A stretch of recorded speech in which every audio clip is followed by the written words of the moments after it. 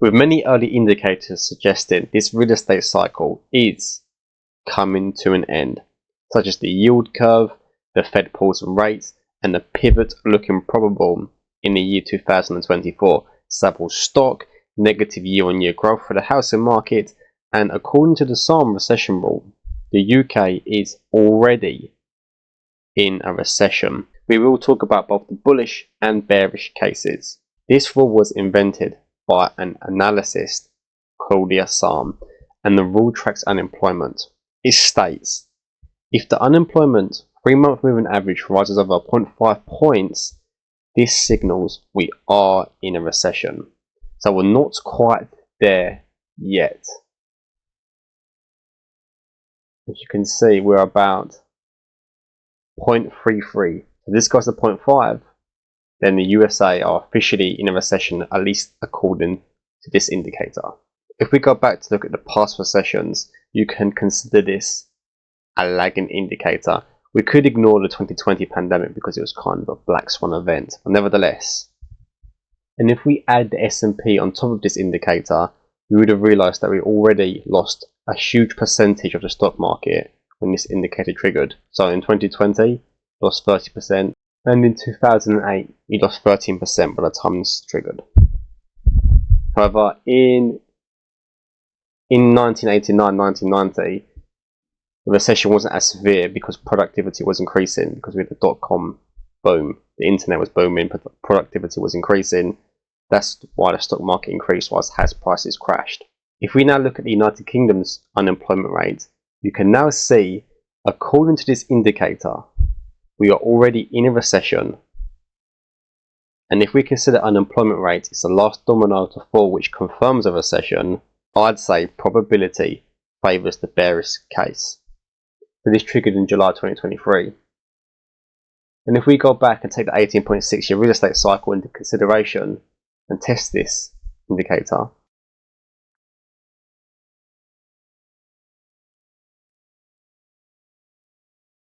I know this one triggered early in 2006 before the 2008 housing crisis. However, if we do further analysis, such as put the Fed funding rate on top of it, we'd be able to ignore this because the rates hadn't been cut or paused at this point. They were still hiking rates. Whilst we have this here, we can look at 89.1 had already cut rates at this point, and we are in a similar situation as this one here. We've just paused rates, so this one is not invalidated. So if we compare this to land registry quickly, we have January 91. You can see we're not too far off all-time highs. However, this was the final nail in the coffin for house prices to start rolling over. And again, September 08. By the time this indicator had triggered, house prices had already started their descent. If we got to today, we've made a lower high as current. What also favours the bear case is the Elliott wave counts. If we skim through a few indices, you can see a 5-wave move is apparent. And we typically see pullbacks after such aggressive moves. That being said, if we take the 18.6 year cycle, it means we could potentially have 1 year left for house prices and indices to have their final ascent. At current, I don't think this is probable. However, I would have to change my mind if the following happens. I should note here that whilst we could see higher prices, it is very probable that the descent will come soon after. We have had the hypothetical Fed pause, and since then, rather than rallying, which is what we typically do, we have seen a decline in prices. Savills' chart showed us a warning sign back in August 2022. If you haven't seen that video, you can see it in our website. Put the link in the description below. If we look at the UK first, Savills has seen a reversal at this support level. As long as the charts I'll show you later in the video hold and respect their support levels, and Savills continues to hold 745, we could see some temporary relief to the upside. Now there is a gap here as well, and these gaps have a high probability of being filled. But if we zoom out, you can see that the 5-wave move has completed, and if we compare house prices to, it becomes obvious we are near the end of the real estate cycle. Going over to the S&P 500, you can see the 5-wave move here. And the big question is, has it completed, or are we still yet to see the final wave 5 move of the wave 5? So what I mean is this the count, or has it already completed and the count is more like this? And are we in a wave 4 here? In October, we triggered a bear market. According to Dow theory, we broke the support level, we rallied over 3%, and then we took out this lower support level again.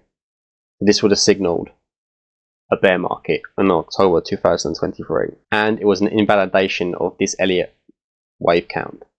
The count was this.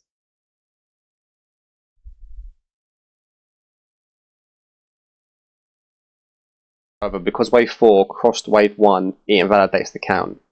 But since then, the S&P, let's clear this up. But since then, the S&P has taken out this major resistance level. And if transportation can do the same, and any subsequent pullbacks don't drop below these lows, we can give the benefit of the doubt to the final impulsive move. So what I would like to see, let's do this little brush, is a break of resistance, a pullback. If it's over 3% and you break that high again, then the probability would favour continued upside for stocks. Maybe not house prices, but that gives the highest probability for house prices to have the final parabolic ascent, which is typically what we see towards the end of the 18.6-year real estate cycle. Do I think this is likely? No. However, we have to look at this possibility.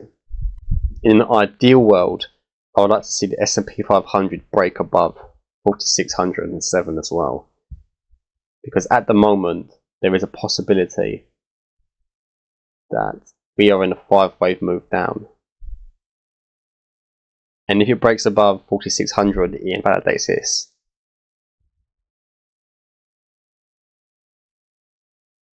That's a major invalidation zone. But if we get pullbacks of over 3% and break above this higher highs are most probable.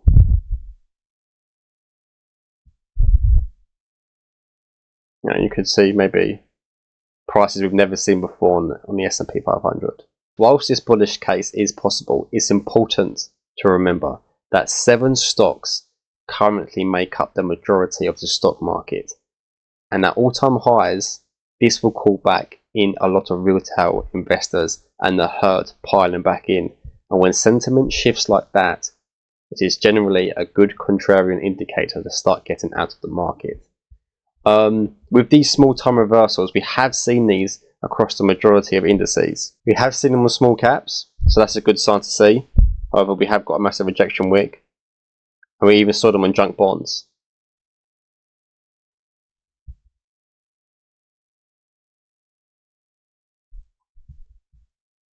However, I would like to see transportation take the resistance level mentioned and see these pullbacks get bought up. If you enjoyed this video, be sure to like and subscribe. That way, I know this is of use to you all, and I can continue putting out content related to the UK's housing market.